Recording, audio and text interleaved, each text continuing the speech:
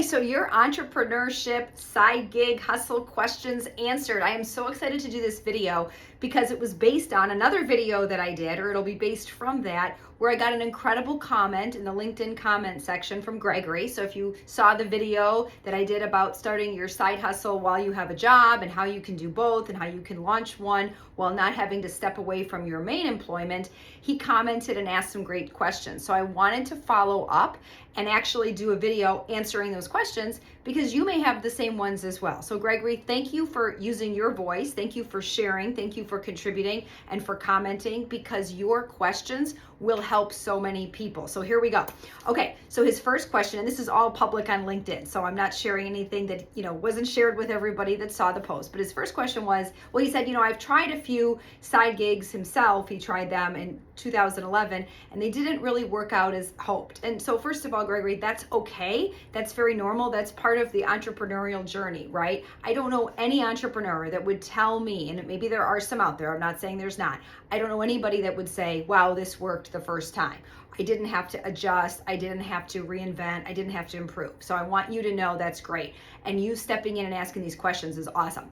So the first question you asked was, when would be the right time to try out a side hustle or make a passion of it?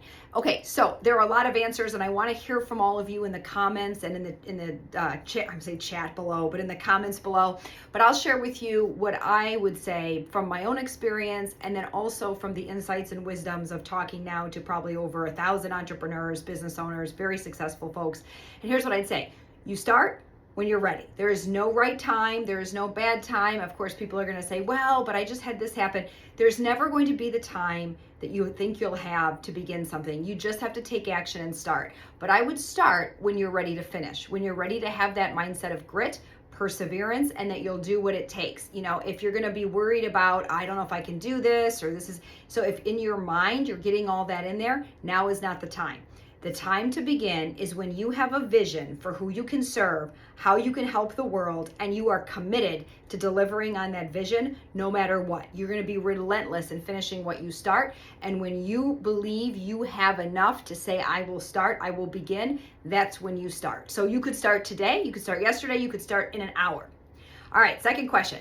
Does it have to be something that works, or, and I'm just reading, I have my notes here, or can it be something where it lets us follow our passion? Okay, so my first answer would be, it has to work. It has to make money. And I know that, in a lot of ways, I don't know if I could have said that even a couple years ago, because I would have all these belief systems around what people are going to think if I say it has to make money. Money is an echo of value. That's from an amazing book, The Go-Giver. I have it on my bookshelf here. Here it is. I highly recommend this book, The Go-Giver. Money is an echo of value. It is not in and of itself the pursuit. It reflects the problems you solve and the contributions you make in the world. So your side hustle, your entrepreneurial contribution has to make money. Number one, because there's no mission if there's no margin. We've heard that a lot, especially in the nonprofit world. That gets said a lot. And also, so you're actually solving a problem in the world and you're moving something forward, right? So if it is a for-profit business, if you're not getting grant dollars to do like a nonprofit or a service, then yes, it has to be something that makes money and that actually works out, right? It has to actually work out in the world. Now, to the passion question. Many times we're like, I want to do what I'm passionate about. I'm going to ask you to revisit that and think about, I'm going to do what my skills and abilities and where those align with the needs of the world, I'm going to do that. And with that will come a passion. I would tell you your passion is a byproduct of connecting your unique talents and skills, which you're exceptionally good at, and the needs in the world. And when you do that, and when you feel like, wow, I myself actually made a difference because of what I brought to the table, passion is ignited. That is your passion. Okay, so it doesn't come first. There's a lot of things we could be passionate about, and that's great, but sometimes those things aren't what the world needs. So yes, if you're passionate about something and it fits that bill where it intersects with what the world needs and what you can solve in the world, the problems, great.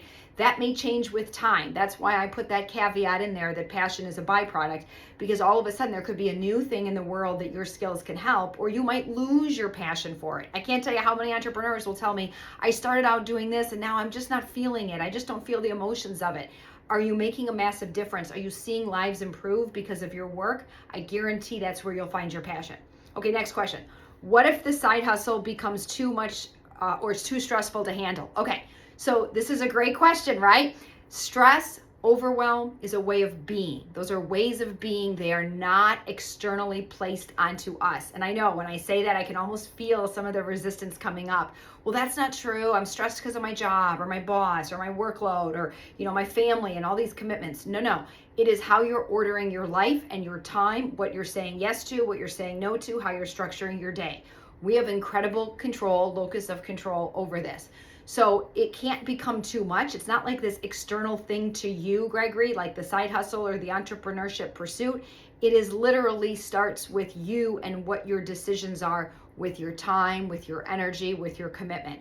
We are all capable of accomplishing a lot more than we think. And just when we think we get tired or exhausted, we can pull from within our energy and our passion. We recharge. I'm not saying don't go without sleep or you're not tired. Absolutely.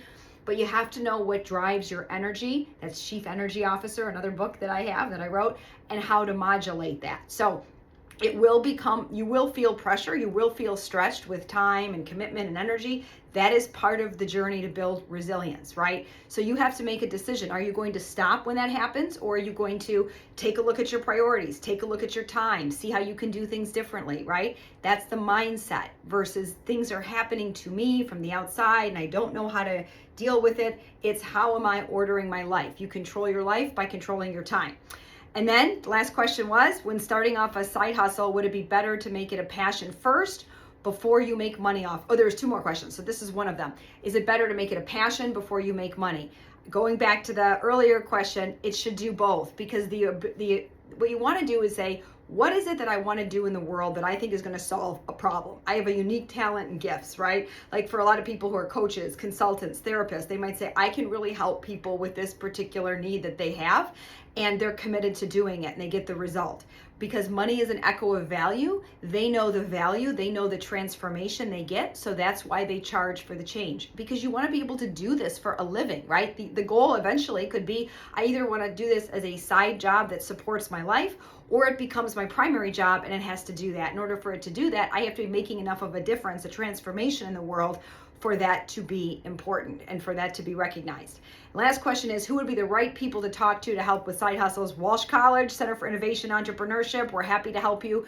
Reach out to me, connect with me on LinkedIn. I'm happy to help you. I do this for a lot of entrepreneurs. I just love it. I love pouring into them. I love hearing from them. I love connecting them. We have a lot of resources. In fact, we just got a grant from the Small Business Association of Michigan to serve small businesses in Michigan that were disproportionately impacted by the COVID-19 pandemic. We'd love to help you. And even if you are not in Michigan, or you weren't affected by the pandemic, or you're a new business that just started, reach out to us, because I definitely want to help. You have to remember, a lot of entrepreneurship, it's both a pursuit and a mindset. And the mindset work is the hardest for people to do, but it makes the actual pursuit so much better and so much easier. So Gregory, thank you for reaching out on LinkedIn.